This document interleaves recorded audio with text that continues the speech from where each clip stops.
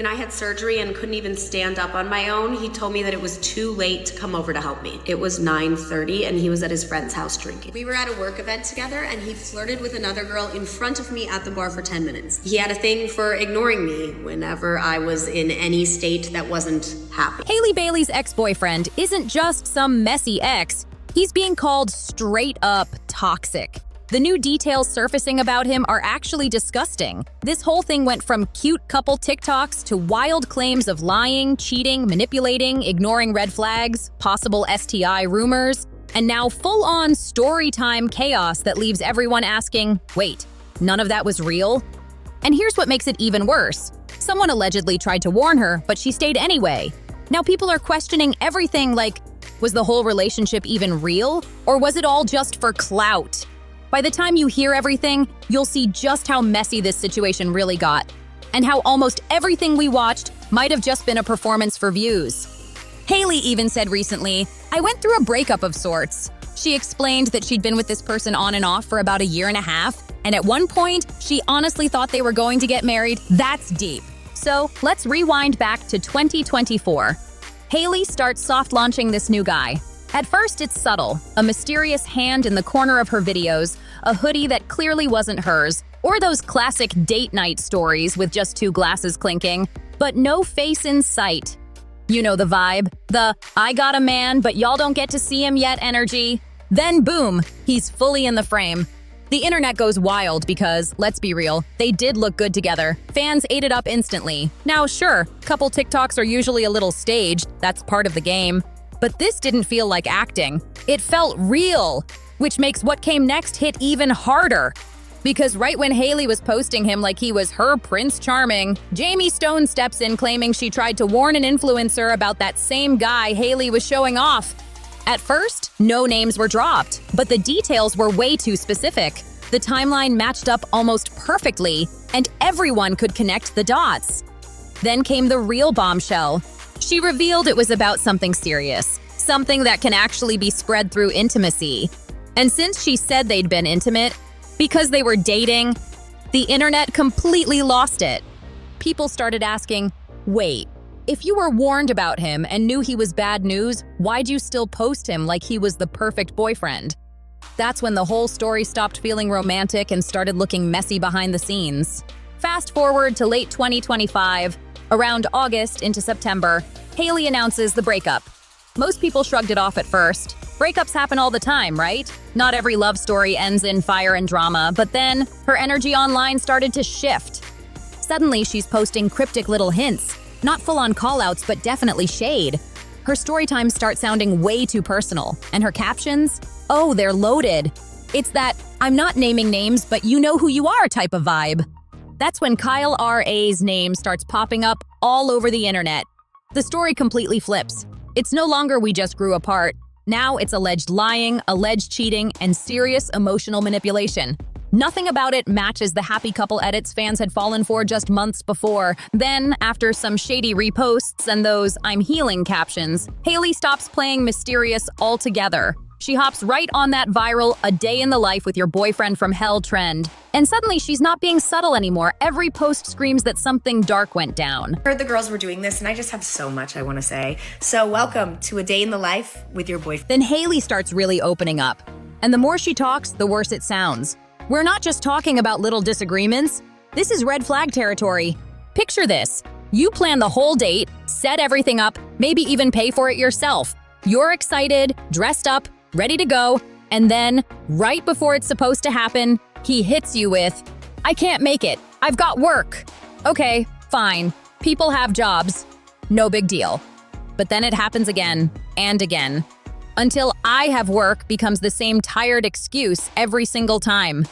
At that point, it doesn't sound like someone being responsible, it sounds like someone dodging you on purpose.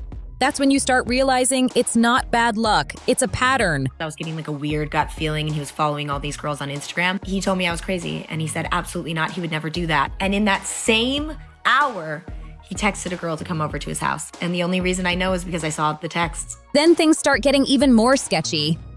Haylee notices something. He's out here following random girls, just regular accounts, not influencers, not friends, just randoms. The kind that make you stop and go, why them? What's the reason? So she does what any normal girlfriend would. She brings it up. She's not yelling, not accusing, just asking a simple question. But instead of having a calm talk, it instantly flips on her. Suddenly she's overreacting. Suddenly she's being insecure. And before you know it, the whole thing turns into one of those gaslight moments where he makes it seem like she's the problem for even asking. All she wanted was honesty, but somehow she ends up painted as the crazy one. Haylee says he was weirdly protective over his phone, like always keeping it flipped over or snatched out of sight the second she got close. He wouldn't even let her touch it, and that alone had her side-eyeing the whole situation. Then one day, she finally gets a look. And what she claims to find is wild, deleted messages with multiple women. Not just friendly chats either, but stuff that didn't sit right at all. And when she noticed one specific girl's alerts were hidden, that's when it all clicked. But get this, when she confronted him, his excuse was, I must have fallen on my phone. Fallen on his phone? Like, really? That's the story he went with? The internet couldn't even believe it. That line alone had people screaming, because who actually buys that? Man was literally on his hands and knees, begging me, looking me in the eyes, crying, telling me that that's what happened. And then comes the part that really had everyone's jaw on the floor, that he allegedly wanted her to sign an NDA over a relationship. Like what? We're not talking about some celebrity power couple or million-dollar brand deal. This was a TikTok boyfriend. The idea that he'd ask her to legally keep quiet about their relationship had people losing it online. It screamed control, secrecy, and ego all rolled into one. An NDA for love? That's not romance, that's suspicious. The moment that detail dropped, fans knew something about this guy just wasn't adding up. Oh, you were crying yourself to sleep at night because you don't understand how the person you loved most in the world could backstab you like that and lie directly to your face so many flippin' times. You receive a text from him asking you to sign an NDA so you can't talk about any of this on the internet. Now, nobody's saying that alone makes him guilty of something wild. But come on, you can't blame people for side-eyeing that move. If everything between them was so innocent, then why are we suddenly drafting legal documents? That's not love, that's law firm energy. And instead of things calming down after the NDA mess, Haylee actually leans into it. She jumps right back online with a whole series. Not just one or two story times, we're talking a full list titled, April Things My Ex Did and I Still Stayed. From the very first post, it's hard not to wince. Each story feels more uncomfortable than the last. She starts breaking down moment after moment that makes you question how she held on for so long. She even says they were together for a whole year, 12 months of dating.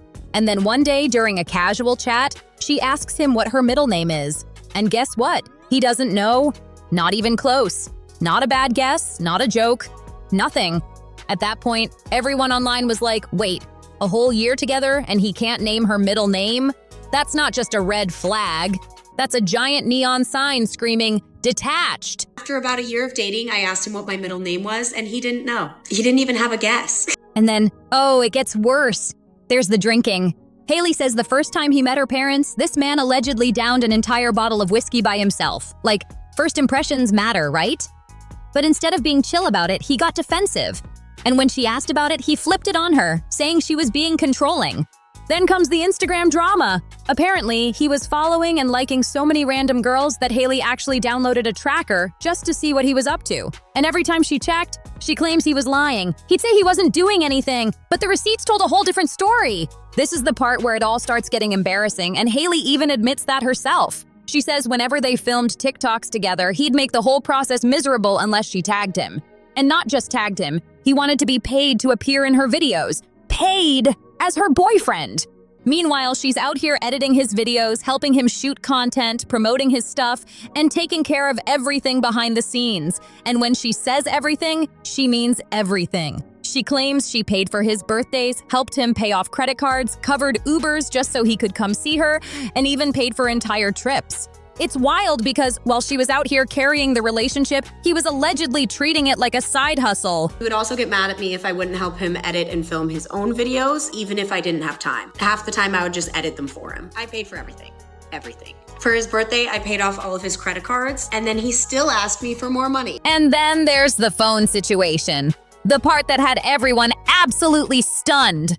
Haylee claims that when she finally got access to his phone again, what she found was beyond disturbing. According to her, there were thousands of explicit videos with different women going back years. And here's the part that really shocked people. She says she doesn't even know if those women knew they were being recorded. That revelation had the internet in total disbelief. If what she's saying is true, that's not just messy, that's serious. Suddenly, everyone realized this wasn't just a toxic breakup story anymore. This was something way darker. I found thousands of videos of him,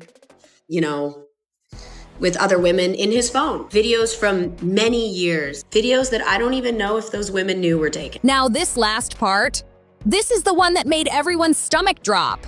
Haylee claims he had another girl over at his house, and then just 1 hour later, he shows up at her place acting like nothing ever happened. An hour! He's looking her dead in the face, calm as ever, and says, "I'm not talking to anyone else." Like, what?